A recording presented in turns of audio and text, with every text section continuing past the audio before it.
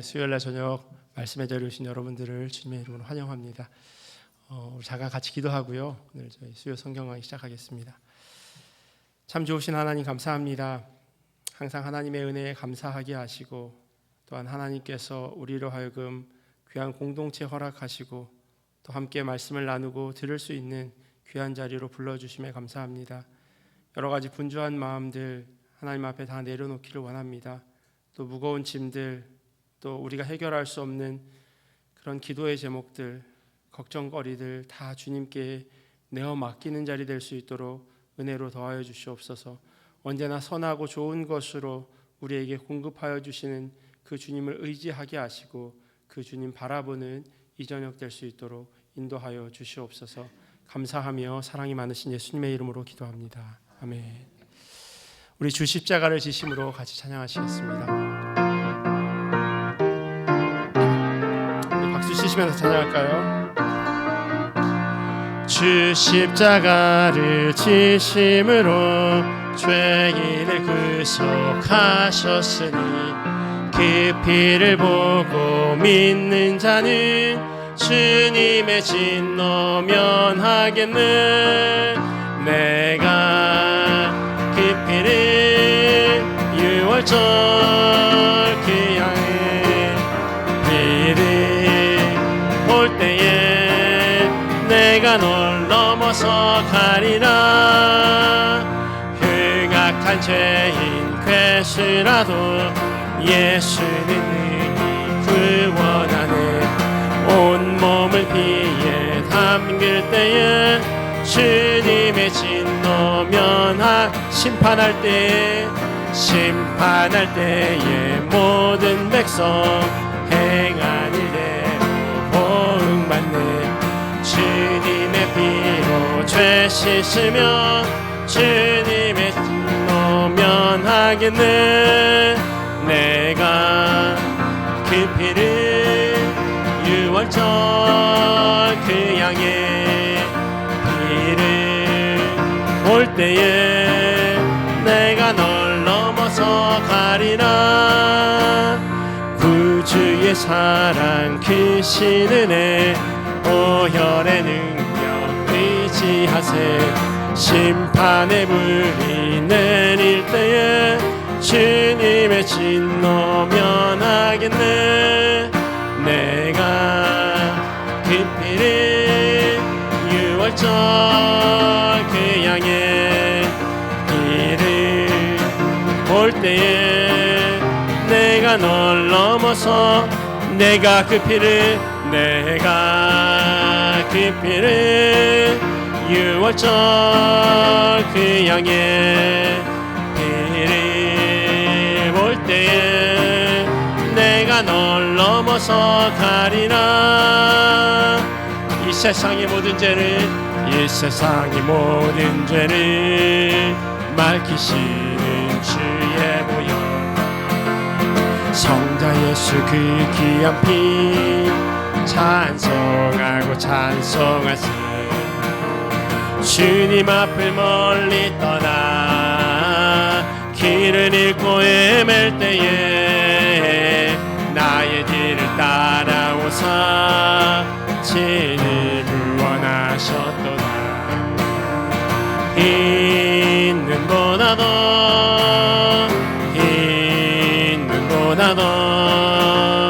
주의 일리신 보혈로 이게 씻어 주옵소서.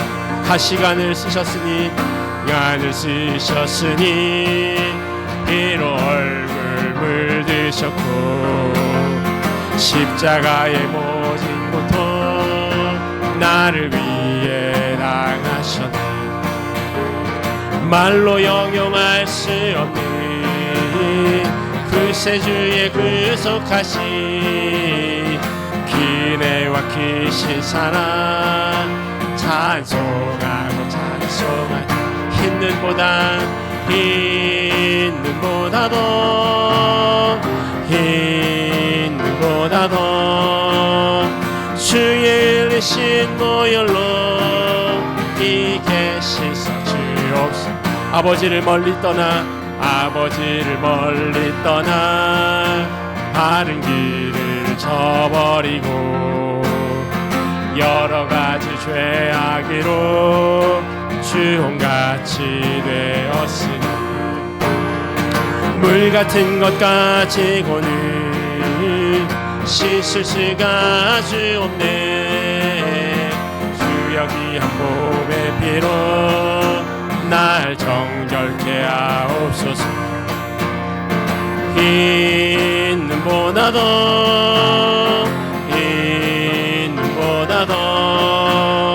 주의 일리신 보혈로 희게 씻어 흰 눈보다도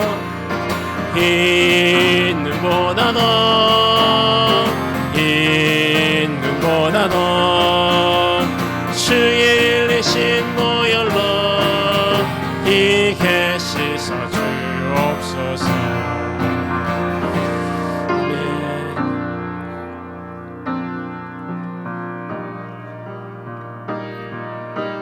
아마 처음 부르시는 그런 찬양일 텐데요, 우리 가사를 묵상하면서 같이 찬양하면 좋겠습니다. 기도를 멈추지 마라. 기도를 멈추지 마라. 눈앞의 상황이 마음을 눌러도 원망치 마라. 너의 입을 지켜라. 저들은 너의 입을 보고 있다. 마음을 뺏기지 마라. 마음을 뺏기지 마라. 내가 널 도우지 않는단 소리에 너의 모든 게 불리해도 너는 기도를 계속하라. 너 기도를 멈추지 마라. 내가 너의 그 모든 상황을 바로 역전시키리니 너 기도를 멈추지 마라. 내가 잠시도 쉬지 않고 모든 걸 지켜보고 있으니 바로 역전되리라.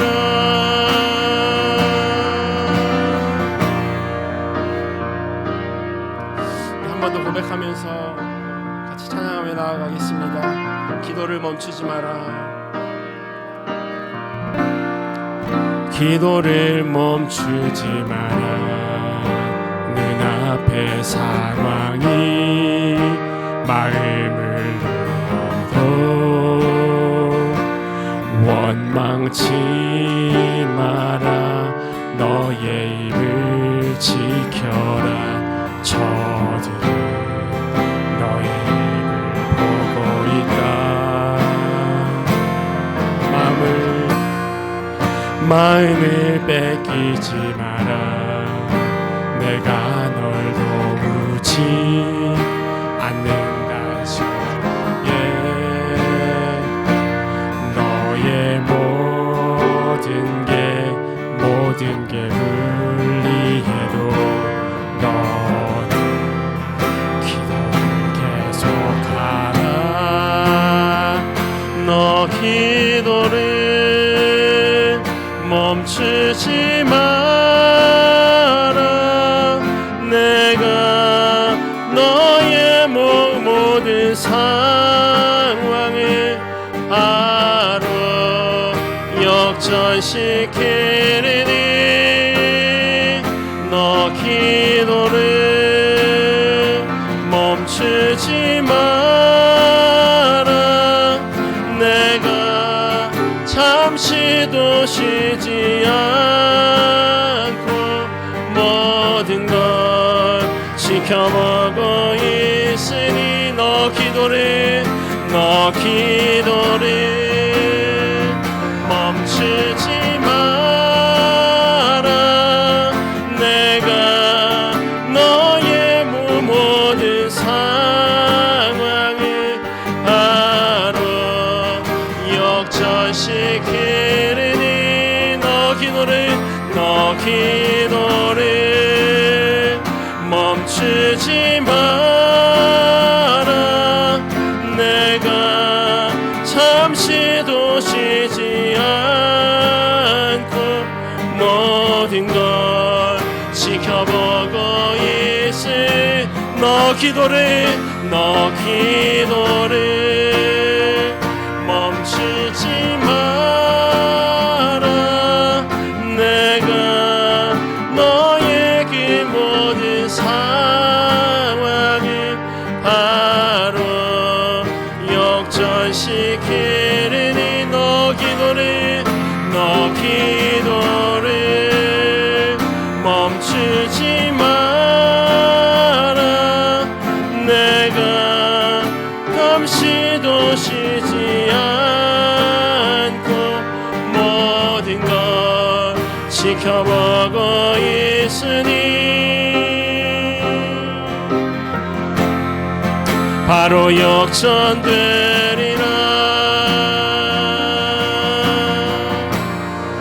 오 신실하신 주, 오 신실하신 주, 오 신실하신 주, 내 너를 떠나지도 않으리라. 내 너를 버리지도 않으리라. 약속하셨던 주님, 그 약속을 지키사 이후로도 영원토록 나를 지키시리라 확신하네.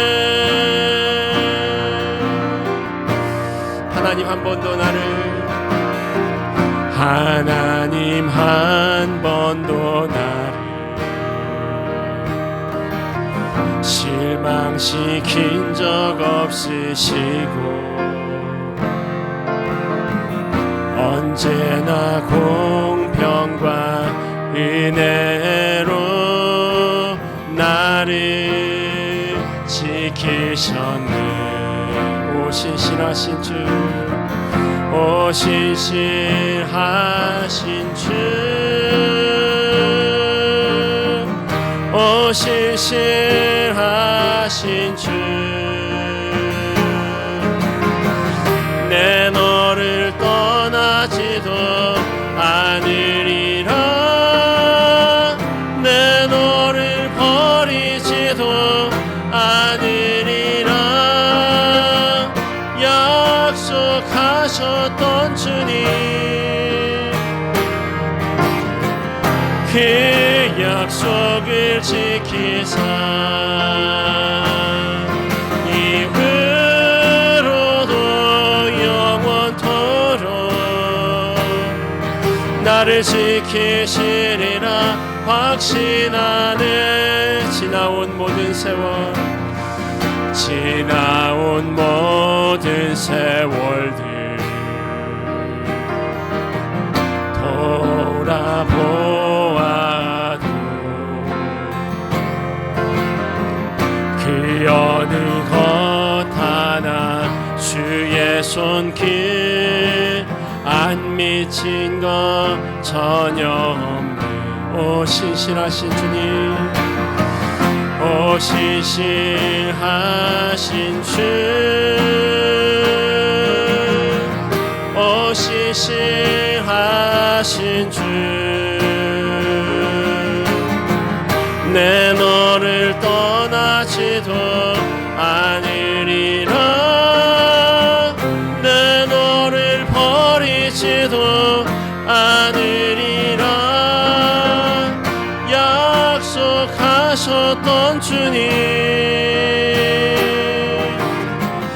그 약속을 지키사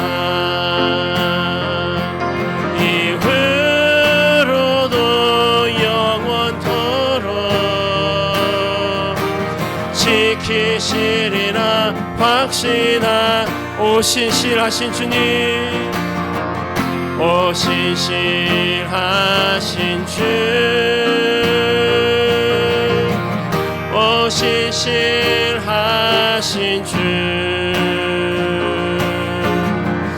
내 너를 떠나지도 않으리라,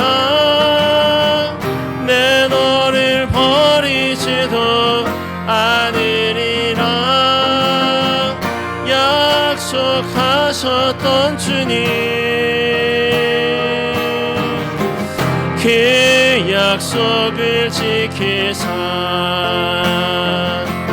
이후로도 영원토록 나를 지키시리라 확신하네. 우리 같이 기도하며 나아가겠습니다. 하나님께서 신실하시도록 우리를 사랑하여 주시고 우리와 하신 약속을 지키신다 주님 말씀하셨습니다. 그 주님 의지하는 자들 되게 하여 주시옵소서. 특별히 이 저녁 말씀의 자리로 하나님 불러주셨사오니 하나님께서 우리에게 들을 길을 열어주시고 하나님의 말씀이 온전히 들려지게 하시고 또한 들려진 말씀대로 살아내기를 결단하는 이 저녁 될 수 있도록 하나님 인도하여 달라고 우리 함께 기도하며 나아가겠습니다. 하나님,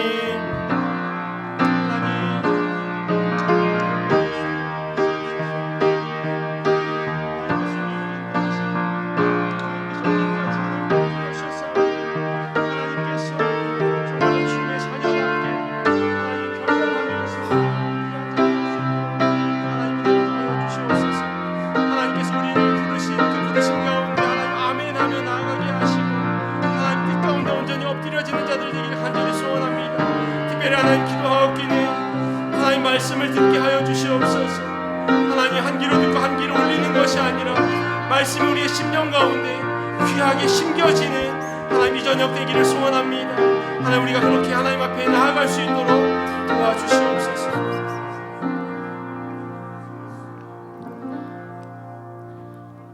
거룩하신 하나님 아버지, 날마다 베풀어 주시는 크신 은혜와 사랑에 감사와 찬양을 올려드립니다. 저희들을 세상에 속한 자가 아니라 하나님 아버지의 자녀로 삼아주셔서 이 시간 주님 전에 모여 아버지의 이름을 찬양하며 그 크신 은혜를 다시 삼할 수 있게 하심을 감사드립니다. 사랑의 하나님, 저희가 사는 세상의 모든 것이 아버지의 장중 안에 있음을 알면서도 우리의 삶의 모습은 주님의 말씀과 뜻대로 따르지 못하고 세상을 쫓아갈 때가 많습니다. 십자가의 능력으로 용서하여 주시옵소서. 저희는 값없이 구원받은 생명의 빚진 자로 아버지의 말씀에 순종하는 삶을 살 수 있도록 매 순간마다 믿음의 주요 온전케 하시는 예수님을 바라보며 아버지의 뜻을 부지런히 쫓아가게 하시옵소서. 하나님 아버지, 주님의 몸된 교회를 위해서 기도합니다. 오직 주님만이 교회의 주인이 되어주시고 성령님께서 늘 인도하셔서 거룩하게 하시옵소서. 세상의 단체와는 다른 아버지의 기도하는 집이 되게 하시고 하나님 나라에 대한 소망을 잃지 않는 공동체로서 교회의 각 기관들이 서로 연합하여 한 마음이 되어 머리 되시는 주님을 기쁘게 해드리는 교회 되게 하여 주시옵소서. 사랑의 하나님, 이제 새 학기를 맞이하여 배움의 길에 있는 저희의 자녀들에게 지혜와 명철을 더하여 주시옵고 악하고 험악한 이 세상을 살아가면서 유혹에 빠지지 않게 빛의 자녀로 인도하시며 늘 악으로부터 지켜보호하여 주시옵소서. 부모가 자녀들을 위하여 깨어 기도하게 하시며 자녀들의 심령에 늘 말씀을 두게 하시고 그들이 어느 곳에 있든지 주의 전을 사모할 수 있게 하여 주시기를 간절히 기도드립니다.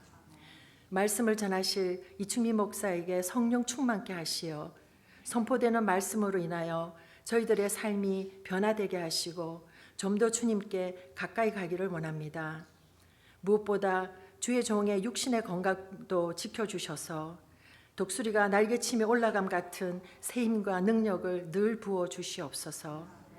예배 후 성도들이 드리는 각자의 기도 가운데 작은 신음에 동답하시는 주님의 놀라우신 역사가 함께 하실 것을 간절히 바라오며 이 모든 말씀 우리 주 예수 그리스도 이름으로 기도드립니다. 아멘.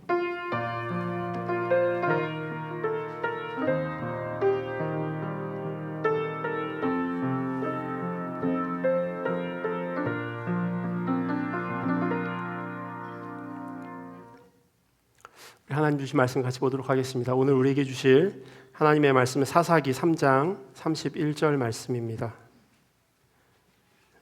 사사기 3장 31절 말씀, 한 구절 말씀인데요. 우리 찾으셔서 같이 한 목소리를 듣도록 하겠습니다. 사사기 3장 31절 말씀입니다. 우리 같이 읽겠습니다. 에훗 후에는 아나세 아들 삼갈이 있어 소모는 막대기로 블레셋 사람 600명을 죽였고 그도 이스라엘을 구원하였더라. 아멘. 하나님의 말씀입니다. 제가 어렸을 때요, 그 외할머니랑 같이 살았어요. 저희가 시골에 살다가 아버지 사업이 어려워져서 이제 외할머니 집으로 이제 들어오게 된 거죠. 5명이, 자그마치 저희 형제 5명이 다 이제 할머니 댁에서 살게 됐습니다. 근데 할머니가 그러니까 제 외할아버지죠. 남편 되는 제 외할아버지는 제가 태어나기도 전에 돌아가셨어요. 그러니까 저는 외할아버지를 뵌 적이 없고 이제 외할머니만 그렇게 배웠는데, 그 돌아가신 외할아버지가 첫째였는데 이제 아래 동생들이 죽이 있으셨어요. 뭐 남동생 둘에 여동생들도 있었어요. 근데 이제 제가 할아버지를 뵌 적이 없으니까, 그리고 뭐 저 형제들도 대부분 마찬가지였고, 그래서 그 돌아가신 외할아버지의 첫 번째 동생, 저희 외할머니에게는 도련님이라고 보통 얘기하는 첫 번째 그분에게 저희가 이제 큰 할아버지라고 불렀고, 그분 동생분에게 이제 작은 할아버지라고 불렀어요. 사실 촌수는 잘 모르겠어요.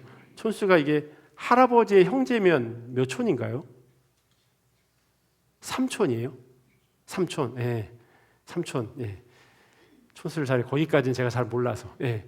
그래서 그 삼촌이라고 하는 큰 할아버지, 작은 할아버지와 그리고 고모 할머니들까지 명절이 되면 그렇게 그 외할머니가 같이 있는, 제가 이제 살고 있었던 그 집으로 다 오셨어요. 그러니까 한 서너 가정이 오신 거예요. 거기에 이제 자녀들이 있고요. 그리고 저희 할머니의 딸들이 6이었어요. 뭐 많게는 저희처럼 5도 있고, 또 적게는 뭐 2, 3 이렇게 손주들이 있는 거죠. 근데 희한하게 뭐 그 딸들의 남편, 시댁이죠. 시댁으로 갈 만도 한데 이상하게 명절 때가 되면 그렇게 다 그 좁은 아파트에 정말 일가 친척이 다 모였어요.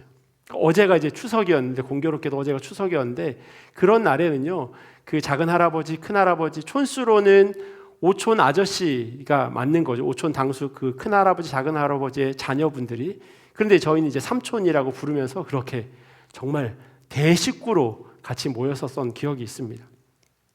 근데 그 삼촌 가운데 한 사람이요, 그 연예인들이 많이 나온, 지금은 이제 서울예술대학교라고 이름이 바뀌었는데 당시에는 서울예술전문대, 서울예전이라고 하는 뭐 유재석도 나온 그런 유명한 학교에 연극과를 졸업했어요.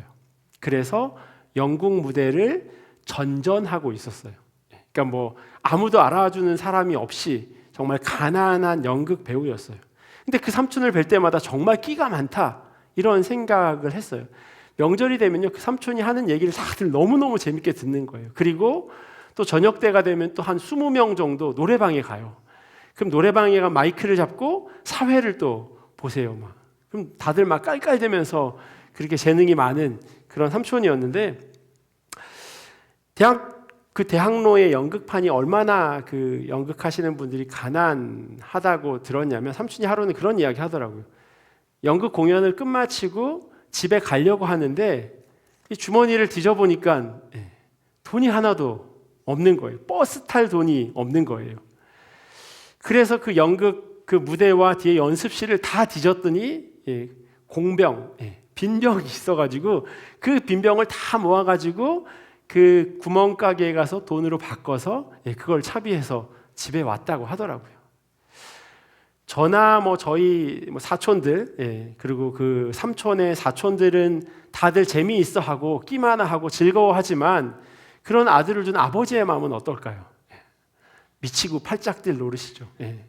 군대도 갔다 하고 대학교도 졸업하고 이제는 직장 생활을 하든지 돈벌이를 해야 되는데 흔히 이야기한 딴따라 대학로 연극 무대에서 차비도 없어가지고 이렇게 빈병이나 팔고 있는 그 둘째 아들을 보면 막 너무너무 답답해 하셨어요. 근데 이제 삼촌이 하도 돈벌이가 안 되니까 뭐 심지어는 도배하는 거를 배워가지고 그걸로 이제 일거리를 삼고 돈이 모이면 또 다시 연극을 하러 가고 그렇게 하다가요 그 연극에서 이제 영화로 갈아탄 선배를 통해서 야 영화의 조연 아주 작은 그런 역할이 있는데 한번 해보지 않겠냐는 그런 이야기를 듣게 됐어요. 그게 1994년도인데요. 구미호라고 하는 그런 영화에 정말 단역 아닌 단역으로 나와요. 제가 유튜브에 찾아보니까 그 구미호라고 하는 그 영화를 이렇게 서머라이즈 해주는 줄거리를 이렇게 정리해주는 유튜브에도 첫 장면에 나오거든요. 첫 장면에 나와요. 그 영화가 고소영이랑 정우성이 처음으로 주연을 맡은 그분들도 신인이었던 그런 때였는데 뭐 벌써 30년 전이네요. 30년 전. 근데 어떤 역할이냐면 그 이제 구미호인데 제가 저희 삼촌 오천 아저씨가 맡은 역할은 그 저승사자예요. 그래서 어떤 한 사람을 앉혀놓고 이렇게 뭘 쭉 읽어 나가요. 뭐 무슨 벌을 받아야 되는데 구미호를 잡아오라고 하는 그런 명령을 영화가 시작하자마자 읽는 것 그런 배역이었어요. 근데 그때 돈으로 자그마치 300만 원을 받은 거예요. 거의 한 5, 6문장 정도 되는 그런 역할인데 300만 원을 받은 거예요. 300만 원이면 30년 전에 어느 만큼이었냐면 제가 막 인터넷을 뒤져보니까 서울에 있는 국립대 의대 학비가 한 70만 원 정도 했대요. 71만 원. 그게 뉴스에 나왔더라고요. 등록금이 7%나 올라서 국립대 의대 학비가 71만 원이다. 그래서 지금은 얼마인가 찾아보니까 작년 서울대 의대 학비가 1,000만 원이더라고요. 그러니까 거의 뭐 한 15배 정도가 오른 거예요. 그러니까 당시 300만 원은 지금으로 치면 뭐 그 정도? 집값은요 한 30배 올랐더라고요. 30년 만에. 토론토 평균으로 따지면요 94년도에 평균 토론토의 집값이 20만 불이었대요. 빨리 가셔서 타임머신을 타고 몇 채 사시지요. 지금은 100만 불이 훌쩍, 평균이 100만 불이 훌쩍 넘어간다고 하니 한 5배 이상은 뛴 거죠. 그 빈털터리 연극 배우에게 300만 원이 얼마나 큰 돈이었겠습니까? 그러니 그 영화에 출연을 하기를 결정한 겁니다. 그 소식을 전해들은 친척들이요 아주 그냥 난리가 난 겁니다. 드디어 그 삼촌 이름이 인기도 없는데 인기였는데 드디어 인기가 영화에 나오는구나 이러면서 이제 막 소문이 났어요. 7월에 개봉한 영화였는데 극장에 가서 줄을 서서 표를 사서 구경하신 분도 있고 그게 얼마 안 있다가 이제 비디오 테이프로 나와서 비디오로 또 빌려본 분도 계셨어요. 그리고 7월이었으니 얼마 안 있다가 어제와 같은 추석이 된 거예요. 추석에 다 모여서 다 그 얘기만 하는 거예요. 근데 무슨 얘기였냐면 앞에 이렇게 대사를 쭉 읽어서 저승사자로 나오니까 구미호는 뭐 귀신이 나오고 하는 거니까 처음부터 끝까지 계속 봤대요. 안 나오더래요. 그게 처음이자 마지막 씬, 그냥 한 씬이었던 거예요. 그리고 마지막에 이렇게 스크롤이 올라가는데 한 20번째 정도 될 때 이렇게 이름이 올라가더라는 겁니다. 제가 서론이 좀 길죠. 왜냐하면 오늘 화면에 보시는 대로 오늘 본문이 한 절이에요. 한 절이. 제가 삼갈과 드보라까지 넘어가려다가 오늘은 그냥 삼갈만 얘기하면 좋겠다. 근데 공교롭게도 저희 오촌 그 당숙 아저씨처럼 참 존재감 없는 사람이 이 삼갈인 것 같아요. 정말 세상에 이렇게 존재감이 없어도 되나 싶어요. 어떻게 사사기 전체가 21장인데 그리고 그 가운데 12사사가 등장하거든요. 근데 한 절은 너무 하잖아요. 그렇지 않으세요? 한 절은 너무 하잖아요. 뭐라도 얘기를 하려면 그래도 적어도 두세 절은 돼야 앞뒤 뭐 이렇게 있어야 되는데 정말 한 절밖에 안 돼요. 후대 사람들에게 뭘 알려주려면 최소 몇 절은 할애해 줘야 하는데 특별히 이렇게 설교하는 사람들에게 너무 가혹하지 않나 이런 생각이 들기도 합니다. 도대체 성경은 왜 이 삼갈이라고 하는 마치 영화에 나오는 아주 단역 배우처럼 존재감 없는 이 사람을 12사사 가운데 집어넣었을까요? 그냥 슬쩍 넘어가도 큰 이야기가 진행되는데 아무런 문제가 없는 그 한 사람, 삼갈. 오늘은요, 이 삼갈에 대해서 같이 이야기를 나눠보려고 합니다. 저희가 짧게 읽었지만요, 오늘은 저 줄친 내용들을 조금 같이 살펴보려고 합니다. 아낫의 아들 삼갈, 소모는 막대기, 블레셋 사람, 그리고 그도 이스라엘을 구원하였다라고 하는 이 네 개 그냥 후루룩 넘어가도 아무런 지장이 없을 것 같은 이 한 절에 대해서 같이 이야기를 나눠보려고 합니다. 아낫의 아들, 저희가 지난번에 베냐민에 대해서 같이 배웠죠. 오른손의 아들, 그러니까 아낫의 아들은 히브리어로 말하면 벤 아낫, 아낫의 아들이라는 그런 뜻입니다. 사사기에는요, 소사사 6, 그리고 대사사 6 이렇게 12명이 등장해요. 화면에 보시면 그 녹색 박스 안에 있는 게 이제 등장하는 12사사의 그 활동했던 그런 위치와 이름이 표시되어 있습니다. 왜 여기서 소사사, 대사사로 나누냐 하면요, 그냥 큰 의미는 없어요. 그냥 이야기가 길면 대사사, 이야기가 짧으면 소사사라고 불렀던 거예요. 저희 구약 뒤쪽에 보면 선지서가 있잖아요. 이사야로부터 시작되는 선지서, 이사야, 예레미야, 그리고 예레미야 이가는 건너뛰고 그 다음에 뭔가요? 뭐예요? 에스겔, 다니엘. 이렇게 네 개는요, 분량이 많아요. 그래서 대선지서라고 이야기하고 뒤에 조금 있는 말라기까지는 소선지서라고 이야기하는 것도 똑같아요. 분량의 차이로 그냥 대단해서가 아니라 그냥 긴 내용이니까 대선지서, 내용이 짧으니까 소선지서 이렇게 부르는데 이 사사도 마찬가지예요. 그 이야기가 조금 몇 장 가면 대사사, 이 삼갈처럼 짧으면 소사사. 그런데요, 소사사가 지금 6명이 있어요. 화면에 보이는 대로 6명 있어요. 제일 위에 삼갈이 있고 가운데 빨간색으로 칠해진 게 이 삼갈 이야기 조금 있다가 2명이 나와요. 그리고 또 다른 사람이 나오고 나머지 박스 안에 있는 파랑색인가요? 파랑색 3명이 이렇게 줄줄이 나옵니다. 소사사 6명 가운데도 삼갈은 너무 가혹해요. 다른 사사들은요, 적어도 2절은 있어요. 조금 길면 3절, 4절. 그런데 이상하게 유일하게 삼갈만 1절이에요. 되게 딱하다라는, 너무나도 보잘것 없어 보이는 그런 사람처럼 여겨집니다. 사사가 위치하는 것도 패턴이 있어요. 처음엔 한 사람, 그 다음엔 2사람이 연달아 나오고 마지막엔 3사람이 연달아 나와요.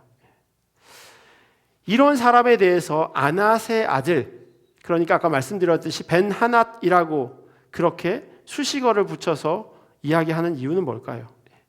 주석책을 되게 많이 찾아봤어요. 어떤 주석책에는요, 30장까지 에웃에 대한 이야기를 끝내고 그냥 31절은 없는 것처럼 그냥 사사기 4장 1절로 해서 드보라 이야기를 시작하더라고요.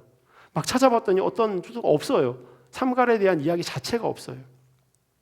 근데 제가 찾은 게 2개가 있는데요. 하나는 뭐냐면요, 이 아낫이라고 하는 이 이름, 벤 아낫이니까 아낫의 아들이니까 아낫에 대해서 알아봐야 할 거 아니에요. 근데 그 아낫이라고 하는 게 사람의 이름이 아니라 신의 이름이라는 거예요. 고대 근동 지방에서 그 가나안 땅에서 활동했던 여자 여신, 그게 그 이름이 아낫이래요. 여호수아서를 보면요, 이 아낫이라고 하는 단어가 들어간 지명이 3군데 등장합니다. 아나돗, 벳 아낫, 벳 아노 이렇게 해서 이 아낫이라고 들어간 이름이 세 지역이 있어요. 다 이 지역이 어떤 지역이냐면요, 아닷 여신을 섬기는 그 집이 있는, 신전이 있는 곳을 이 아낫이라고 하는 이름을 붙여서 지명을 만들었습니다. 그러니까 오늘 본문에 등장하는 삼갈은요, 아낫의 아들이라고 불렸다면, 그러면 이 사람은 이방 여신과 깊은 연관성이 있는 사람이라는 거예요. 또 다른 설명도 있어요. 신학자 메추스는요, 벤 아낫은 BC 12세기경 애굽에서 고용한 하비루 용병들이 사용했던 흔한 이름으로, 하비루라고 하는 건 되게 하찮은, 그러니까 이리저리 옮겨다니는 그런 사람들을 하비루라고 부르는데요. 그러니까 BC 12세기에 애굽에서 살았던 그런 하비루들 가운데요, 특별히 용병들에게 흔히 사용했던 이름이래요. 벤하닷이라고 하는 이 이름이. 그러니까 돈을 주고 고용했던 그런 군인들이었던 거죠. 그래서요, 이 벤하닷이라고 부르는 이 하비루 용병들은요, 전쟁에서 광포한 힘을 갖고 있다는 점과 자신들이 군사 간부에 속해 있다는 점을 이야기했다라고 이야기합니다. 그러니까 두 가지의 가능성이 있는 거예요. 벤하닷, 아낫의 아들, 이 오늘 본문의 주인공인 삼갈은요, 용병이었거나 아니면 이방신과 깊은 연관이 있는 그런 사람이라는 겁니다.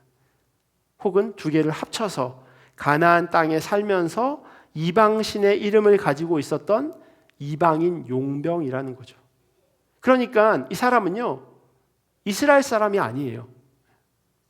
이스라엘 사람이 아니라 이방인 출신의 사사입니다. 또 하나 오늘 이 본문 가운데 봐야 되는 것, 소모는 이 막대기라고 하는 단어가 등장합니다.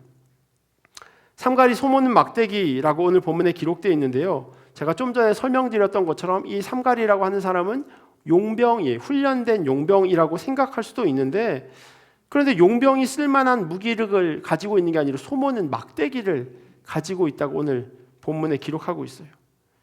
하지만 이 소모는 막대기를 아무리 생각해도 군인이나 용병이 사용할 그런 무기는 아니잖아요. 칼이나 창이나 뭐 적어도 도끼라도 들고 있어야 하는데 소모는 막대기를 들고 있다?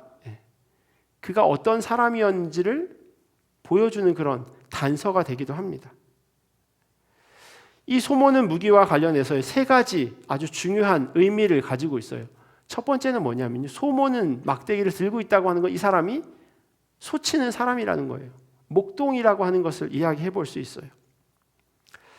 이 목동은요, 제가 몇 차례 이야기해 드린 적이 있는 것 같은데, 사회적으로 그럴듯한 직업을 가진 사람으로 분류되지 않습니다. 직업에 귀천이 없다고는 하지만 당시 사람들이 가지고 있는 목동에 대한 그런 생각은 조금 달랐어요. 예수님이 탄생할 때 가장 먼저 축하해 주러 온 사람들이 목동이었잖아요. 그리고 동방박사들이 이제 예수님께 경배하거든요. 근데 그 처음 찾아온 목동, 그것이 어떤 의미를 가지냐면요, 가장 비천한 사람이 가장 존귀한 예수님을 찾아온 것으로 그렇게 해석됩니다. 목동이 당시 사회에서 차지하는 그런 위치가 그랬어요. 이런 하찮은 직업으로 여겨진 이유가 있어요. 상식적으로 생각해봐도 그렇게 목동은 좋은 직업이 아닙니다. 여기저기 옮겨 다니는 것을 좋아하는 사람이 별로 없어요. 저도 뭐 뉴저지 살다가, 한국 살다가 뉴저지 살다가 토론토 왔다가 몬트리올 갔다가 다시 토론토로 왔다 생캐를 계속 옮겨 다니고, 제 애들도 같이 옮겨 다니고 있죠. 뭐 나라를 바꾸고 주를 바꾸고, 어디는 프렌치를 썼다가 어디는 영어를 썼다가. 제 딸이 이번 9월 달에 고등학교 11학년에 올라갔는데요, 제 아내한테 그런 얘기 하더라고요. 학교에 갔는데 너무 편하더래요. 그런 적이 별로 없었던 거예요. 같은 학교를 그 다음 학년 혹은 그렇게 계속 옮겨 다녔으니까 학기 중간에 옮겨 다닌 적도 있고요. 그런데 뭐 9학년도 토론토에 다녔다가 10학년에 이제 일로 와서 다시 한 해를 더 간 거죠. 그러니까 마음이 편하대요. 그 얘기를 듣는데 좀 미안하긴 하더라고요. 근데 목동이라고 하는 직업이 목사랑 비슷한 것 같아요. 계속 옮겨 다녀야 하는 거예요. 꼴을 찾아서 옮겨 다녀야 하는 그런 직업입니다. 그러니 그런 사람에게 누가 시집 가려고 하겠어요? 제 아내니까 저랑 살지, 그렇지 않겠습니까? 목동도 마찬가지의 그런 일을 하는 사람이었어요. 그러니 좋은 대접받기는 좀 쉽지 않은 그런 직업입니다. 또 하나 목동이 사회적으로 좀 천시되어졌던 이유는요, 이 사람들이 이 도시 저 도시를 옮겨 다니면서 그 도시에 있었던 이야기를 다른 도시에 가서 전하는 일을 주로 했었어요. 마치 신문처럼 지금이야 인터넷으로 금방금방 소식을 알 수 있지만, 이 사람들이 나이아가라 폴스에서 일로 왔으면 거기 무슨 일이 있어요 하면 거기 무슨 일이 있었어요. 아, 그렇군요 라고 사람들이 처음엔 들었는데, 이게 의도하거나 의도하지 않거나 똑같은 사실이 전달되기는 어렵다는 거예요. 이미 그 일이 다 끝나버렸을 수도 있고요, 아팠던 사람이 돌아가셨을 수도 있어요.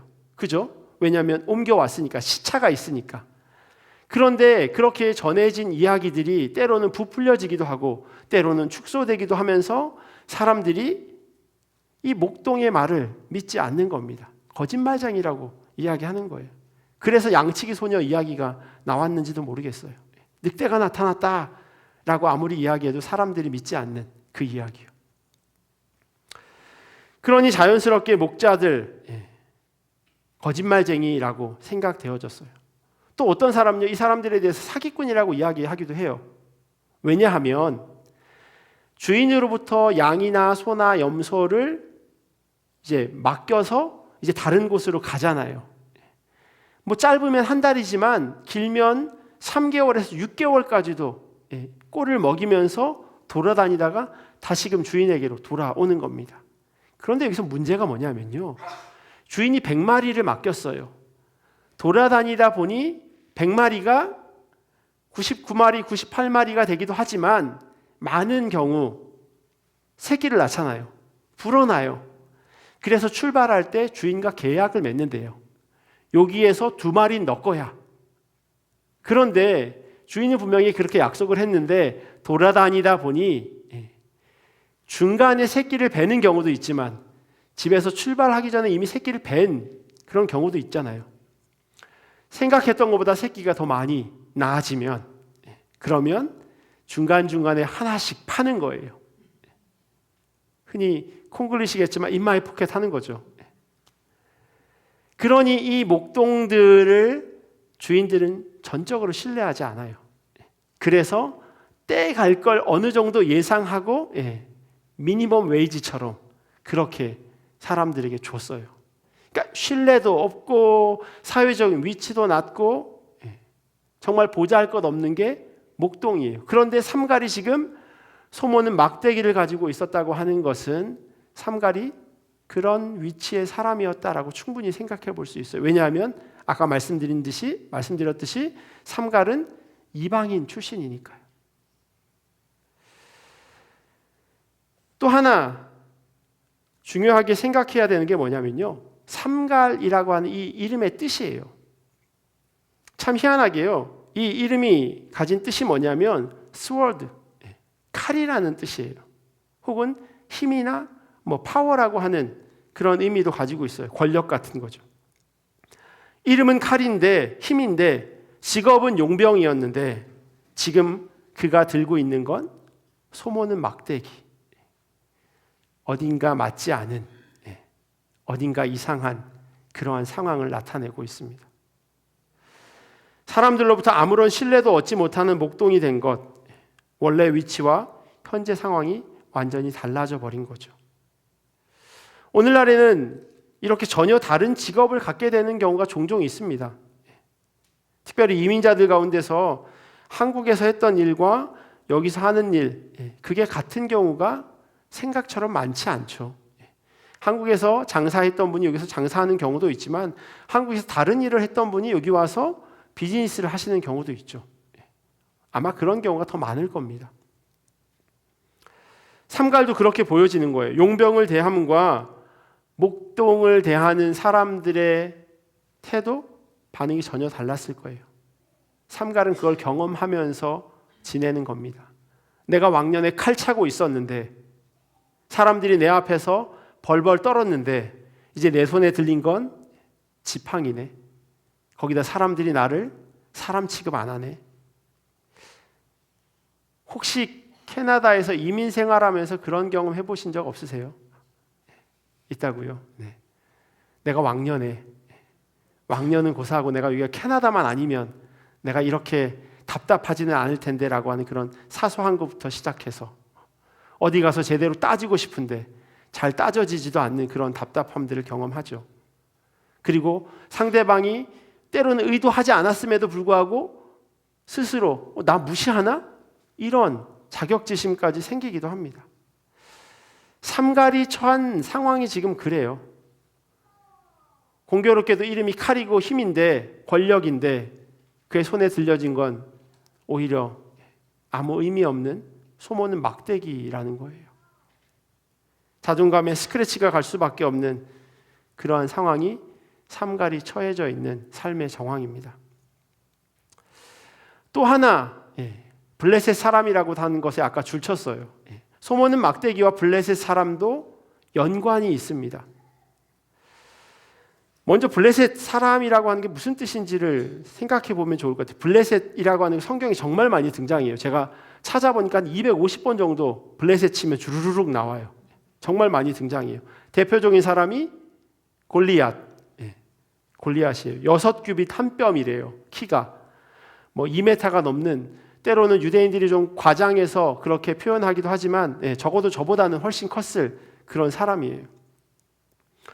이스라엘 백성들이 출애굽해서 가나안 땅으로 갈 때 해안선을 따라갔다면 훨씬 더 빠르게 가나안 땅으로 들어갈 수 있었어요. 그런데 하나님께서 그것을 허락하지 않으셨어요. 그리고 그 쇼컷인 그 해안가에 살고 있었던 사람이 바로 저 블레셋 사람들이었어요. 해양 민족이라고 흔히 이야기합니다. 이 사람들의 기원은요, 지중해를 이렇게 끼고 건너온 거예요. 해안 지역에서 살게 됐어요. 그러니 이들이 믿는 신은 물과 연관되어 있는 그런 신일 수밖에 없었습니다. 그래서 마루 혹은 아스다롯이라고 하는 신을 섬겼대요.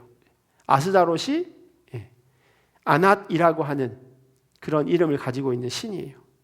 그리고 또 하나, 가나안 땅에 정착했으니 가나안 땅의 신 또한 이 블레셋 사람들은 아주 잘 믿고 있었습니다. 그 신이 누구냐면 바알이었어요. 바알 신을 저 블레셋 사람들이 믿고 있었습니다. 지금 전쟁으로 힘들어하는 그 팔레스타인이라고 하는 그 지명 역시도 저 블레셋이라고 하는 그 이름에서 나왔습니다. 근데 삼갈이 이 블레셋 사람 600명을 죽였대요. 그런데 이때 사용한 것이 소모는 막대기라고 합니다. 아까 제가 블레셋 사람이 섬기던 신이 바알이라고 말씀드렸죠. 바알, 이게 바알을 이렇게 만들어 놓은 거래요. 잘 보이세요? 잘 보이시나요? 손에 든 게 뭐냐면요, 번개예요. 번개. 그래서 망치 같은 걸로 이 번개를 땅 치면 번개가 쫙 해서 지면에 번개가 친다고 그렇게 이야기하는 신이에요. 그런데 저 신의 특징이 뭐냐면요, 뿔이 달렸어요. 2개가. 뭘까요? 소뿔이에요. 저렇게 그려놓은 바알 신도 있지만요, 아예 소로 만들어 오는 바알 신도 있어요. 어쩌면 이스라엘 백성들이 출애굽해서 가나안 땅으로 가는 여정 가운데 만든 금송아지라고 하는 것도 아마 거기에 기인했을 수도 있다고 그렇게 이야기합니다. 그런데 오늘 본문에 사용된 삼갈의 무기가 뭐예요? 소모는 막대기. 소모는 막대기. 공교롭게도 소모는 막대기로 소를 믿는 그 사람들을 죽였다라고 하는 것을 오늘 성경은 우리에게 이야기합니다. 그리고 그것을 뭐라고 표현하냐면 구원이라고 오늘 31절 제일 마지막에 기록되어 있어요. 이방신을 믿는 사람들, 그들의 압제로부터 이스라엘 백성들이 이제는 하나님의 백성으로 돌아오게 되어지는 것, 그래서 그 표현을 구원이라고 하는 단어로 사용하고 있는 겁니다. 그도 이스라엘을 구원하였다, 오늘 본문의 제일 마지막에 나와 있는 그러한 구절입니다. 그도 이스라엘을 구원하였더라. 혹시 설교를 들으시면서 이상하다 생각하신 분이 계신지 모르겠는데요. 뭐가 이상하다고 그러냐면 제가 소사사의 이름을 열거하면서 삼가를 이야기하긴 했지만요. 사사삼갈이라고 하는 단어를 제가 사용하지 않았어요. 왜냐하면 오늘 본문이 물론 짧기도 하지만 한 절밖에 안 되니까. 하지만 본문 어디에도 삼갈이 사사였다라고 하는 표현은 없습니다. 삼갈이 사사였어? 왜 삼갈이 사사야? 이렇게 질문할 수밖에 없는 본문이에요. 성서학자들은요, 사사기에 등장하는 사사가 12이라고 하는 설명을 하면서 이 삼갈을 포함시키지만요, 정작 성경 어디에도 이 사사기 3장 끝 말고 5장에 가도요, 그 드보라가 하는 그 노래에 또 삼갈이 등장하거든요. 그런데 거기에도 사사 삼갈이라고 이야기하지 않아요.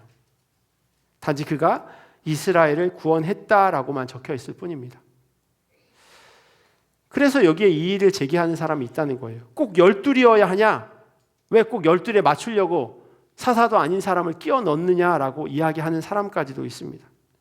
문제를 제기하는 거죠. 그럼에도 불구하고 삼가를 사사에 포함시키는 이유는요, 그가 한 일 때문이에요. 구원하는 일을 그가 하게 됩니다. 앞서 살펴본 온니엘도요, 그가 이스라엘의 사사가 되어라고 기록되어 있지만요, 왼손잡이 에웃을 보면 그저 한 구원자를 세웠으니라고 기록되어 있어요. 사사가 하는 일은 원래는 재판하는 일이, 영어 성경에 저지라고 되어 있으니까요, 저지스라고 되어 있으니까 재판하는 일이라고 그렇게 생각할 수도 있지만요, 사사가 했던 12사사들이 했던 쭉 그 내용들을 보면 이스라엘 백성들을 구원하는 일을 감당하게 됩니다. 그리고 오늘 본문 가운데도 그도 이스라엘을 구원하였다라고 기록되어져 있기에 삼갈이라고 하는 사람이 12사사에 포함되는 것에 있어서 전혀 문제가 없습니다. 그러면 이 짧은 삼갈, 이 짧은 분량, 엑스트라 같은 존재감 없는 그런 역할을 하면서까지 왜 이 사람을 사사기 안에 굳이 집어넣었을까요? 아까 제가 말씀드린 저희 삼촌 같은 경우는 이야기를 시작하는데 필요한 대목이니까 300만 원이나 돈을 주고 이름도 없는 무명 연극배우를 그렇게 사용하기는 하는데, 삼갈이라고 하는 이 사람의 이야기가 빠진다고 해서 오늘 본문이 사사기 30장으로 끝나고 사사기 4장 1절로 넘어간다고 해서 이야기의 흐름에 아무런 문제가 없어요.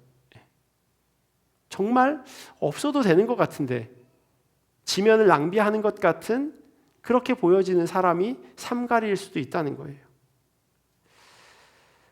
그런데요, 제가 성경을 볼 때 항상 드렸던 말씀이 있어요. 성경은 앞뒤 문맥 안에서 보아야 한다고. 한 절만 딱 떼놓고 그것을 열심히 지금처럼 묵상하는 것도 중요하지만 어떤 내용 가운데 이게 들어가 있는지도 꼭 살펴보셔야 합니다. 사사기 3장에는요, 이 삼갈을 포함해서 3명의 사사가 등장합니다. 첫 번째는 사사 온니엘이었어요.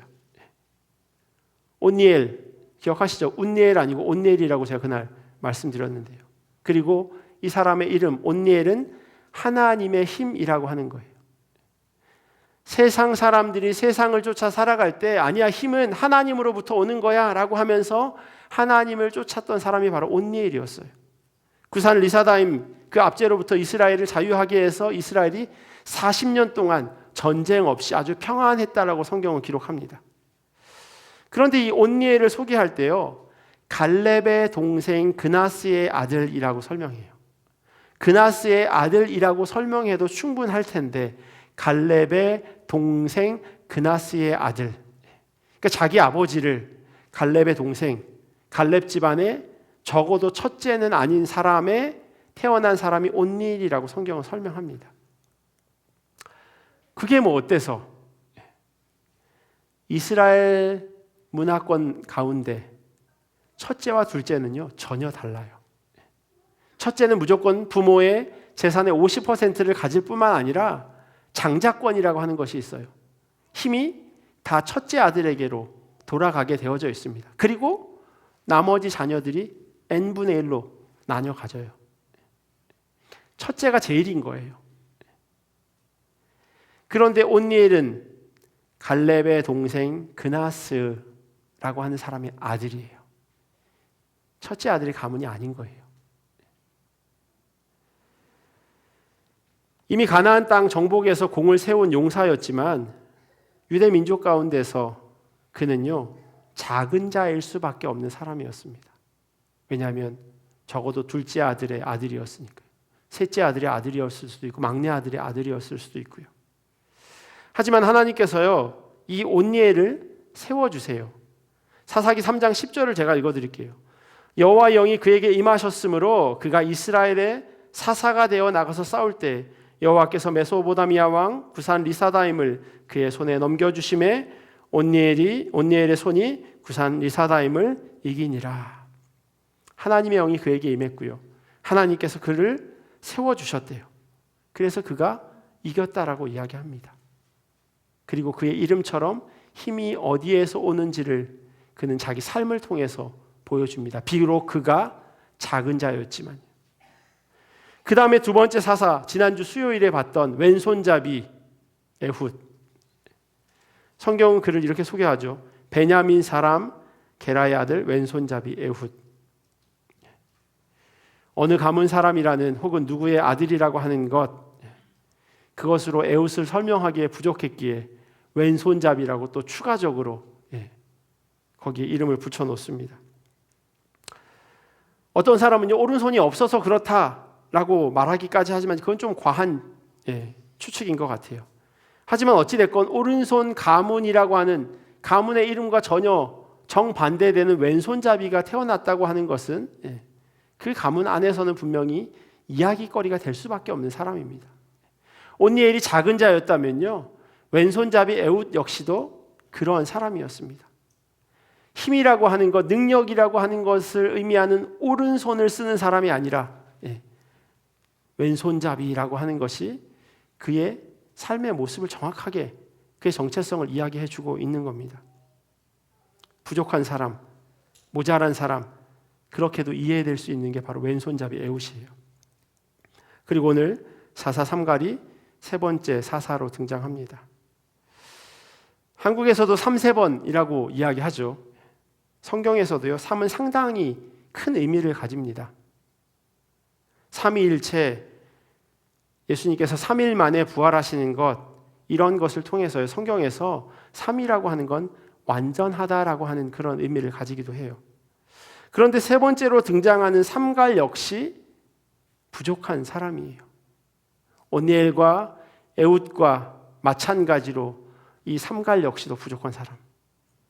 직업도 그렇고 출신 가문도 그렇고 그가 지금 처해져 있는 상황도 그렇고 어느 것 하나 내세울 만한 것이 없는 정말 무명 연극 배우처럼 그렇게 아무도 알아주는 사람이 아닌 게 바로 오늘 본문에 등장하는 삼갈이에요. 존재감 없는 사람.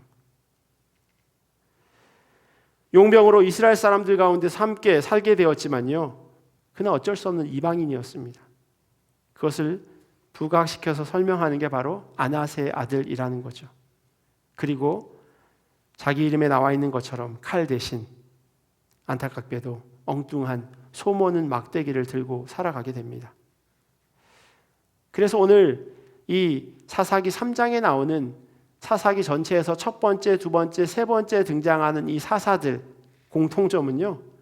오늘 화면에 떠 있는 대로 존재감 없는 그런 존재로 여겨질 수 있는 사람들입니다.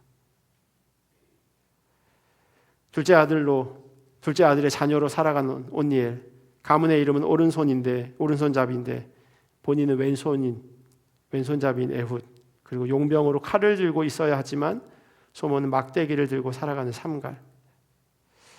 하나님께서는요 이스라엘을 구원하시는 도구로 이런 사람들을 사용하셨다는 겁니다. 왕이 없다고 생각되어지는 그때 이스라엘 백성들은 우리에게 왕이 없어 라고 그렇게 부르짖었던 그 시대에 하나님께서는 부족한 사람들, 보잘것없는 사람들, 존재감 없는 그런 사람들을 들어서 하나님은 그 땅을 구원하셨어요. 40년 동안, 80년 동안 아무 일도 일어나지 않도록 평안하게 지켜주셨습니다. 제가 좋아하는 성경 구절이 있어요. 제가 고린도전서 1장 27절부터 29절 말씀인데요. 제가 읽어드릴게요. 그러나 하나님께서 세상에 미련한 것들을 택하사 지혜 있는 자들을 부끄럽게 하려 하시고 세상에 약한 것들을 택하사 강한 것들을 부끄럽게 하려 하시며 하나님께서 세상에 천한 것들과 멸시받는 것들과 없는 것들을 택하사 있는 것들을 폐하려 하시나니 이는 아무 육체도 하나님 앞에서 자랑하지 못하게 하려 하심이라. 여러분들은 스스로 어떻게 생각하고 계시는지 모르겠습니다. 나는 어떤 사람인가? 근데 저는요, 저 사도 바울이 말하고 있는 미련하고 약하고 천하고 없는 사람이라고 저는 생각합니다. 그런데 감사한 건 하나님께서 그런 저를 사용하셔서 하나님의 일을 해 나가신다는 겁니다. 그 부족함을 채워 가시면서요. 더 잘 준비되고 더 크게 가지고 있는 그런 사람들을 불러 사용하신다면 하나님이 훨씬 편하실 텐데, 그런데 왜 하나님은 그런 수고를 하시나? 물론 제가 하나님 걱정할 그런 위치는 아니지만 인간적인 생각이 그렇다는 겁니다.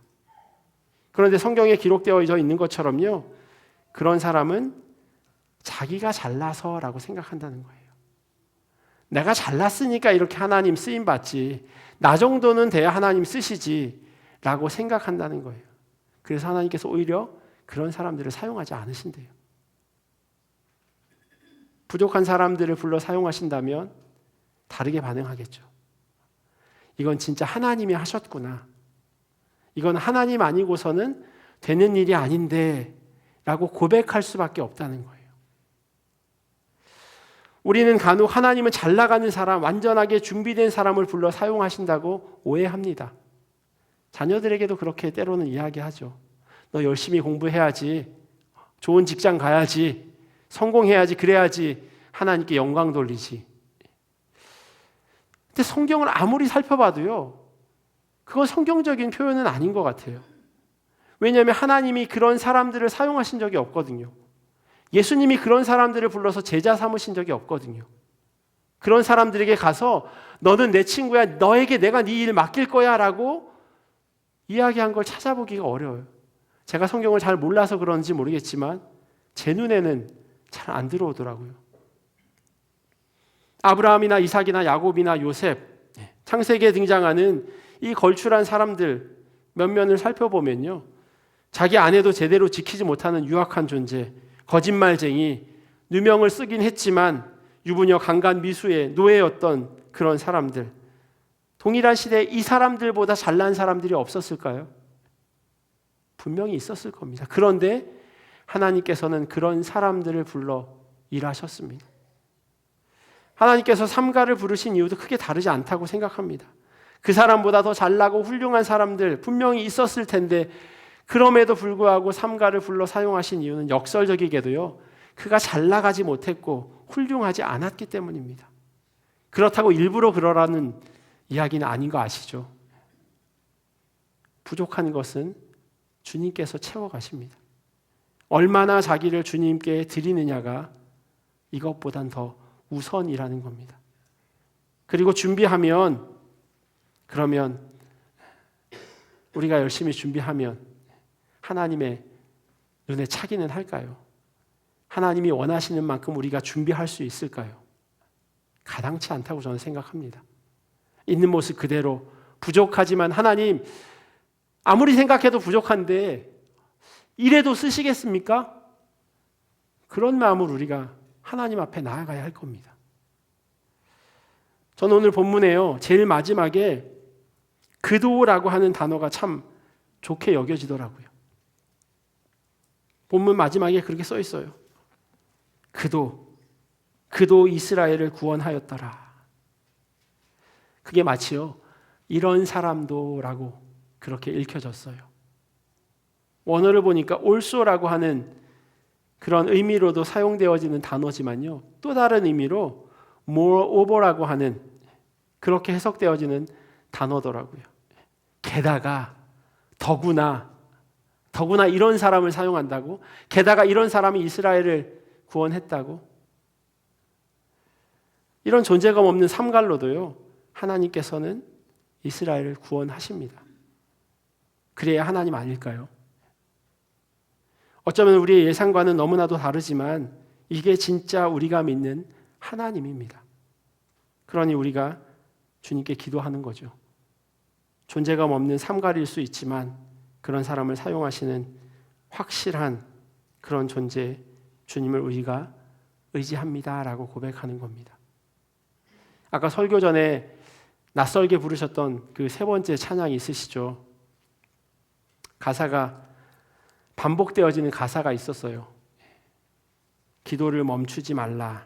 기도를 멈추지 말라. 그게 계속해서 반복되어집니다. 혹 여러분의 상황이 삼갈처럼 자존감이 무너지는 그런 삶의 자리에 놓여 계신다면 기도를 멈추지 않으셨으면 좋겠습니다.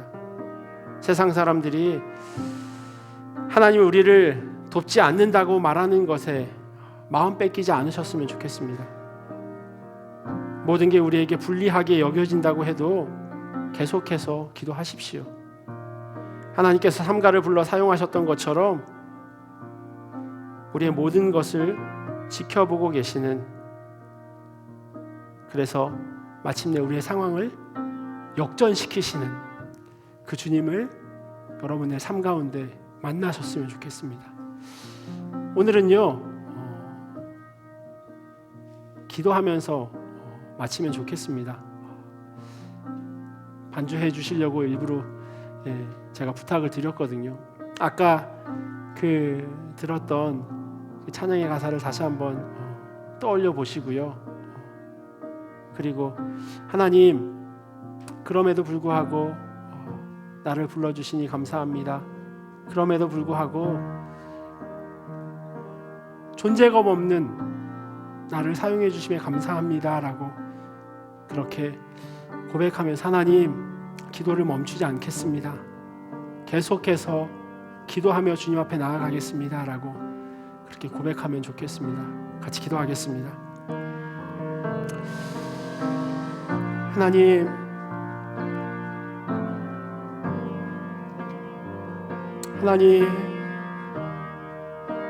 우리로 하여금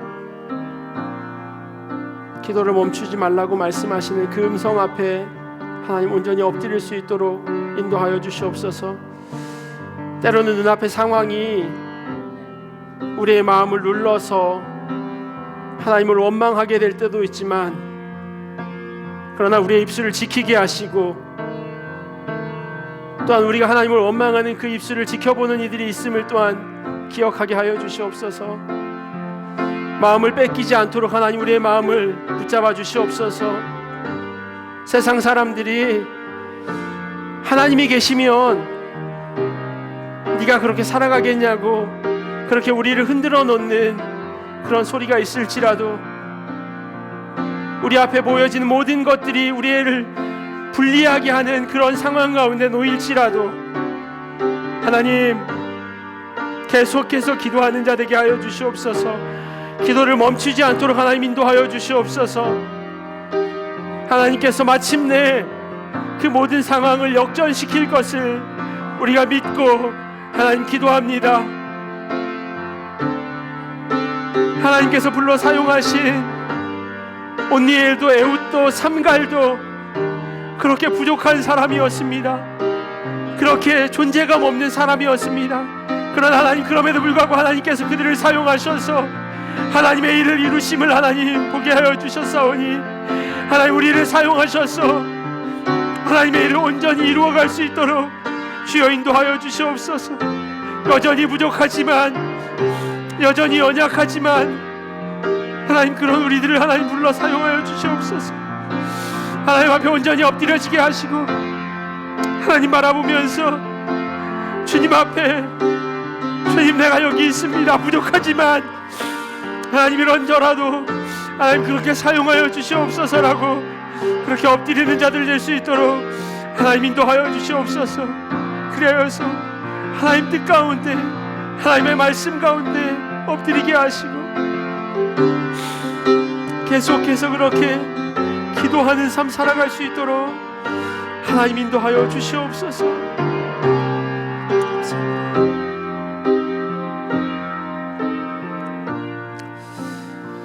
하나님 감사합니다. 우리가 하나님의 손에 붙잡힌 바 되어서 주님이 원하시는 대로 살아가기를 간절히 소원합니다.